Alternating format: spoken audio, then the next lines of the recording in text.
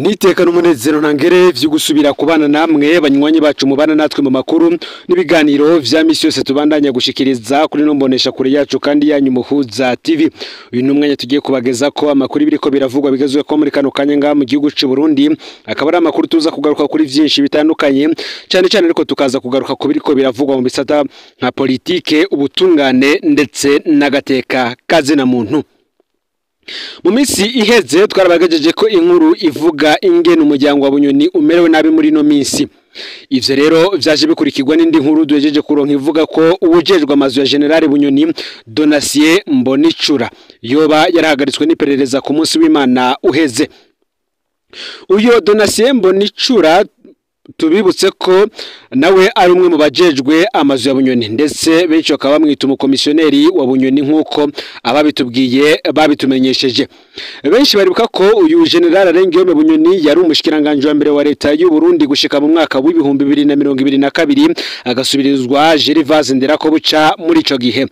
Arengiyome Bunyoni akaba yarakuwe yagirizwa ivya vyinshi bitandukanye harimo ico guhungabanya umutekano w'igihugu, uguhungabanya ubutunzi bw'igihugu ndetse n'ico kugaragaza gukurako inzego zitorewe n'abene gihugu no gusigura gutembagaza ubutegetsi bwa President Varisito Ndayishimiye.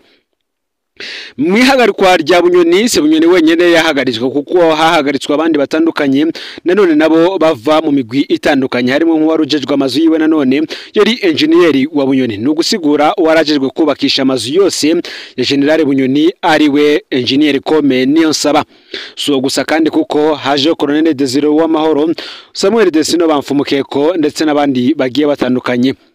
Gusa kandi Arengiyome Bunyoni ivyo vyabananije kuba bibi cyane nyuma y'ihagarikwa ryiwe kuko amwe mu matungo yiwe n'ubundi yagiye arayakwa gake gake. Uyu rero ujejwe amazu ya General Bunyoni Donatien Mbonicura yarahagaritswe n'iperereza ku munsi w'Imana uheze. Nkuko amakuru dushikira abivuga, yitwa Donatien Mbonicura avuga ku mutumba wa Matyazo komine Rusaka mu ntara ya Mwaro yahahora, akaba asanzwe aba mu gisagara ca Bujumbura ku Musaga ibarabara rya gatanu. Uyu nkuko twatangwe tubivuga abamuzi bakamwita komisiyoneri wa Bunyoni. Nkuko rero babitubwiye niwe yarajejwe kurangira Bunyoni amazu ashobora kugura mu nyuma akaba ari we ayapangisha akongera kandi akayakurikirana. Ni nyuma y'ipfungwa rya Bunyoni Donatien Mbonicura yabandanije ico gikorwa. Ku munsi w'Imana uheze hari kwigenekerezo ya 24 Myandagaro uyu mwaka w'ibihumbi 2025 hagati y'isa 9 n'icumi z'umuhingamo Donatien Mbonicura yahagaritswe n'iperereza ryamufatiye mu Kinindo. Hari uwundi bari bafatanywe umukongomana asanzwe apanze imwe mu mazu ya Bunyoni uwitwa Mumbere Katsuva Papi, ariko hari tegeko rivuga ko ryavuye hejuru ryatumye umukongomana acari kurwa. Nta buziyo Donatien Mbonicura aciye ajanwa ariko bishoboka ko ari mu iperereza.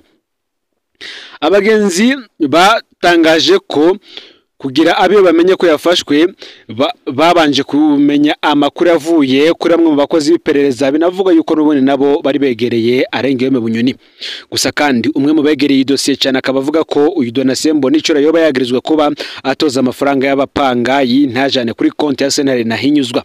Tubibutse ko amazu ya Arengiyome Bunyoni yafashwe na Sentare nkuko amakuru adushikira ndetse twanabagejeje ko abivuga. Bamwe bati ese izo zagiye abona ryari?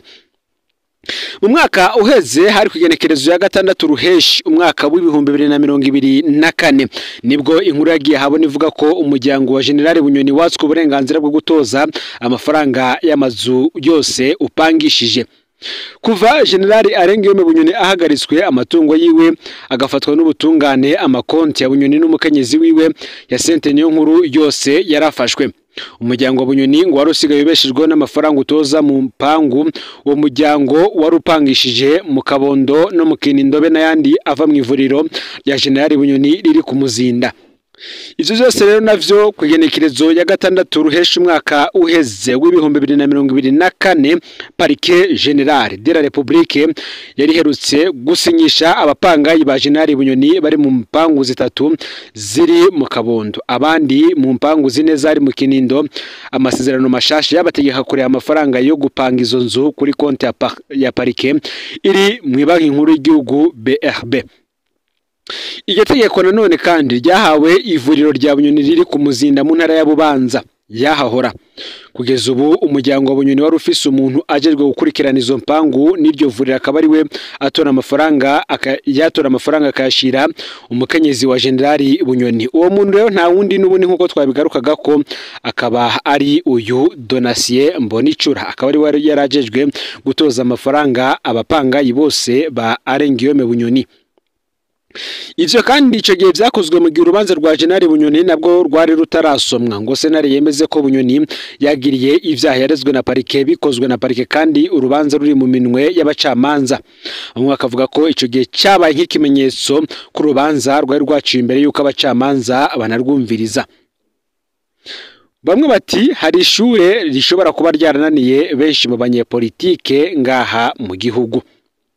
Mu mwaka w'ibihumbi 2013 igihe umugwi CNTB wasora umuryango wa Justin Nyakabeto mu Ngagara, hari ijambo bamwe mu bategetsi ba CNDD-FDD babwiwe.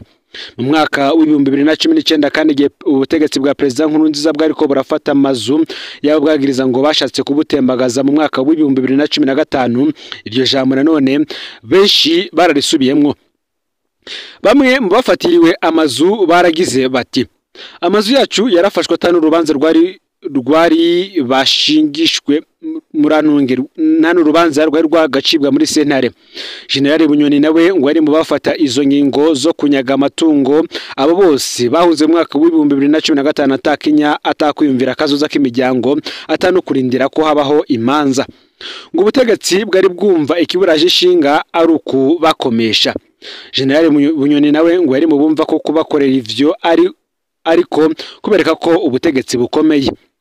Mu majambo yagiye habona rimwe mu ijambo Pacifique Ninahazwe yabwiye abategetsi, yaragize ati mwabategetsi ba CNDD-FDD mwabihangange by'abajenerali muriko murihenda cyane. Uburenganzira bwo gutunga ivyawe ugatunganirizwa n'uburenganzira bukomeye mudakwiriye kuza murahungabanya uko mushatse. Uti muriko muratunyaga ariko mubikora mwibagiye ko ari mwebwe mutunze vyinshi. Ubu burenganzira ni mwabwica intwaro yose kamishobora kunyaga bo yanka ni mwebwe ba mbere muzohahombera. Uko tunyaze ivyacu kugikenye niko namwe muzonyagwa ivyanyu kugikenye. Mwari mukwiriye kubaka ubutungane bwubereza amatungo y'umuntu kurusha ubutungane buyahungabanya. Ndiko nda Pacifique ati igihe yariko mu majambo yakagira ati igihe nariko ndavuga ayo majambo niswe umwansi w'igihugu yamavuga ibintu bibi ngibi. Ivyo navuze bihereye kuri Mutamade wari igihangange gikuru yahavuye Nkurunziza. Uyu munsi ni Bunyoni biriko birakorerwa kandi ejo nanone na Perezida Ndayishimiye cyangwa se undi mutegetsi ambaye mu gihugu nawe arashobora gushikirwa. Mu Burundi bw'uno munsi umuntu ariko ariha amazu n'amatongo ku rugero ruteye ubwoba ni Perezida Ndayishimiye. Agifise inguvu arabikora bose bakanuma, mbere bamwe bakamukomera amashi yariko arerekana amahegitari y'amatongo n'amarara afise mu gihugu cyose. Uyaragura amazu agerekeranye abarundi bakigira abatabibona. Reverano Ndikuriyo, Prime Niyongabo, Gervais Ndirakobuca ngo nibo bakurikira mu bategetsi bafise amatungo yo murengera. Uti muri garurira bimwe mu bisata vy'ubutunzi kugeza naho muja gusita umunyagihugu mutoya. Abarundi bakigira abatabizi. Mubona abarundi banumye mukibaza ko batabibona ivyo muriko murarundarundanya.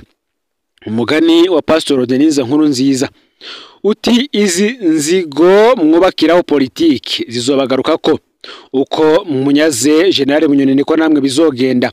Ni mu munyaze ngo mushaka gukosora amakosa mukora mwese mubikoze ngo mumukomeshe mumwereke ko asigara ubusa.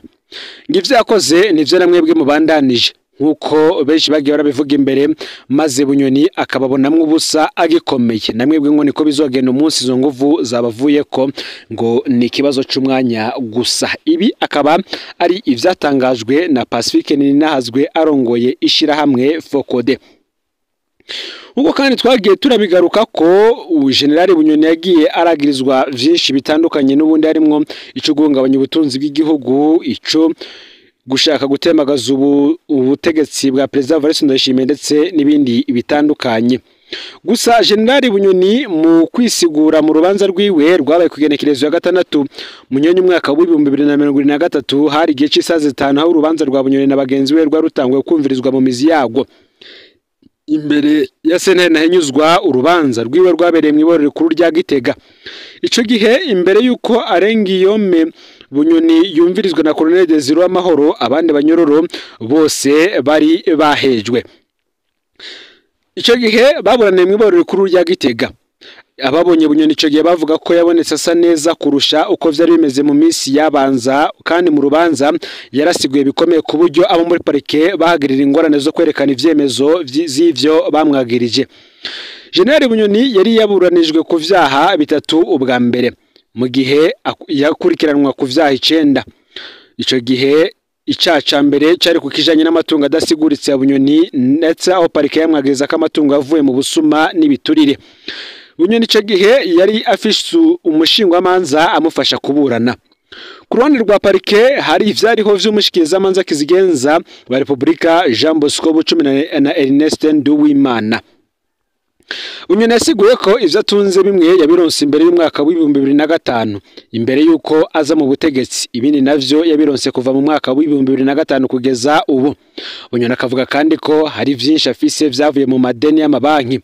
General Bunyoni akemeza ko ari umudandaza kandi ko ivyo akora vyunguka. Icaro c'umushikirizamanza kizigenza wa Republika ico gihe cabananije gusatira Bunyoni kimwemeza ko bizwi ko amatungo ye badasiguritse yavuye mu busuma n'ibiturire. General Bunyoni ico gihe yavuze ko ikintu cose atunze afise aho canditse n'ingene yakironse, asaba ko muri parike bo musubiza ivyo basatse mu nzu yiwe kuko harimwo aho vyanditse vyose. Bunyoni yasavye kandi ko parike yo muburanye ku kintu kimwe kimwe cose akagisigura, asaba ko parike yoreka kuvuga muri rusangi. Bunyoni yabajije impamvu parike yari bizi ko ariko arakora ubusuma n'ibiturire ariko ikamureka iyo myaka yose, ikaza kumuburanya haciye imyaka myinshi ku buryo amategeko ashobora kuba atacemera ko bimwe bikurikiranwa ufatiye ku gihe icacoba carakorewe. Icaro c'umushikirizamanza kizigenza wa Republika ico gihe yabajije impamvu mu vyo Bunyoni yandikishije nk'amatungo yiwe akiri mu mabanga hariho vyinshi atashizemwo. Aha niho General Bunyoni yasiguye avuga ko yanditse ivyari vyaramaze kuba ivyiwe, ko ivyo yakuye mu ngurane z'amabanki yafata ko bitarabivye mu gihe kandi atari bwaheze kuvyishura. Abari ngaho bavuga ko batangaye cyane kuko icaro c'umushikirizamanza kizigenza wa Republika caboneka ko caje kititeguye neza, mu gihe Bunyoni we vyabonekaga ko yiteguye kuburana. Parike ikagiriza ariko nta vyemezo yerekana. Ico gihe Bunyoni kandi yasavye ashimitse kuburana ku kintu kimwe kimwe, ariko icaro c'umushikirizamanza kizigenza wa Republika ico gihe ni cavyemeye. Ico kibazo senare yafashe ko giheze atamuco utanzwe. Ni nako kandi ibindi vyagiye biraba. General Bunyoni yagiye aragirizwa ko yagiye arakotesha amazu yiwe akayapangisha leta ikama imuriha umunsi ku munsi. Gusa nanone Bunyoni ico gihe yavuze ko atari we ahubwo ko ari Yasente Bunyoni, no kuvuga umutambukanyi wiwe yakotesha ayo mazu. Nkuko kandi vyavugiwe mu ntayi cese yabereye mu iborero rikuru rya Gitega ico gihe, Bunyoni yireguye ku vyaha bibiri: ico kwica ubutunzi bw'igihugu n'ico gukoresha amabanga y'igihugu mu nyungu ziwe bwite. Mu bibazo yabajijwe ico gihe harimwo ikibazo gikomeye cyane kijanye n'ingene akiri umushikiranganje w'umutekano yakose inzu yiwe mw'isororezo igakotwa imiliyoni 15 ku kwezi. Muri bino bibazo bijanye n'ivy'ubutunzi abantu bari biteze ko Bunyoni abazwa ibibazo biboneka kuko asanzwe avugwa mu madosiye menshi cyane, ariko vyaraboneka ko parike atakintu kinini yateguye kuko vyari bizwi ko bazanye amadosiye nyayo Bunyoni ubwiwe atokurikiranwa wenyene. General Bunyoni yagizwe ko yakoresheje igihagararo cyo nk'umushikiranganje w'umutekano kugira inzu yiwe yo mw'isororezo ikotwe nubwo bushikiranganje yatwara, anarondera igiciro c'umurengera imiliyoni 15 ku kwezi. Hano General Bunyoni yasiguye ko atarwara na ruto yagize muri ayo masezerano, akavuga ko umukenyezi wiwe Yasente Niyonkuru yagiye mwihiganwa n'abandi bari bafise amazu yo gukotesha. Maze ubushikiranganje bw'ibikorwa vya leta be n'ubushikiranganje bw'ikigega ca leta buhitamwo inzu ya Yasente Bunyoni Yasente Niyonkuru kubera ariyo yari nini, yari ifise ikibanza ciza ca parikingi kandi yari yatanze igiciro gito. Bunyoni akavuga ko inzu igifatwa yari gukoreramwo inama nkenguzamateka. Umukuru w'igihugu acavuga ko ibiro vya Sena bizokubakwa Igitega, ni gutyo nzu yaciye ihabwa ubushikiranganje bw'umutekano. Iki kibazo kirahambaye kandi cyari gikwiye kwitonderwa rwose. Bunyoni yisiguye gutya kubera azi neza ko hari ibintu bihangange vya CNDD-FDD navyo bifise amazi apanzwe na leta, gutyo ko ato uzoshaka kumukarira na parike nk'uko bimeze ku bindi bibazo vyagiye biravuga ico gihe nta kinini yigeze ivuga, kuko sentare ntiyiyumviririye gutuma ko abashikiranganje basinye amasezerano ngo basigure uko vyagenze. Bunyoni akaba azwi nk'umuntu yari afise ingufu nyinshi cyane muri leta ya Nkurunziza. Nta mushikiranganje n'umwe yari kubaka kumwankira ico ashatse. Kumva rero akorera mu nzu y'umukenyezi wiwe igakotwa amafaranga y'umurengera bikitwa ibisanzwe, ico gihe ngo nakamaramaza. Leta ngira kwiriye kwerekana amazu yose ipanze na beneyo, ikavuga amafaranga y'amazu apanzwe, gutya abarundi bakamenya ingene abategetsi biba igihugu baciye muri ivyo byo gupanga amazu. Nako kandi ngo hakenewe itegeko rikomeye ribuza ivyo bintu. Uyu munsi ni Bunyoni, ejo azoba wundi azobazwa ivyo nyene kubera azoba yanswe n'ubutegetsi, nayo ukunzwe n'ubutegetsi ngazoguma yiba igihugu atacamira. Harya twumva ngo sosiyete y'umwana w'umukuru w'igihugu yatsindiye isoko mu biro vy'umukuru w'igihugu, bitandukaniye no kumva ngo Bunyoni apaza inzu yiwe. Iki kibazo ngo bajanye mu butungane cari gikomeye, ariko nta ntumbero cariko kirafata, kuko Sena nahinyuzwa na itigeze itanga umurongo ukomeye utomoye iyo cikorera ko gushika hagiye itegeko ribitomora neza. Ico gihe Bunyoni yaravuze vyinshi bitandukanye, gusa bikagaragara ko rwari urubanza rudafashe. Gusa bamwe bakavuga yuko uyu nguyu ushobora kuba ari umugambi ukomeye cyane wo gupapura Bunyoni byinshi mu matungo atunze, kuko benshi bariko ko muri ndamukiza umwaka w'2014 General Major Faristo Ndayishimiye n'abandi ba General 12 bahoze bagwanira muri CNDD-FDD barandikiye Perezida Nkurunziza basaba ikugwa rya General Bunyoni Arengiyeme Bunyoni na General Adolphe Nshimiyimana. Ico gihe bakaba bariko babagiriza ko aribo batukisha igihugu kubera ivyaha bariko barakora, bigatuma hasohoka amaraporo atokisha Burundi muri ico gihe.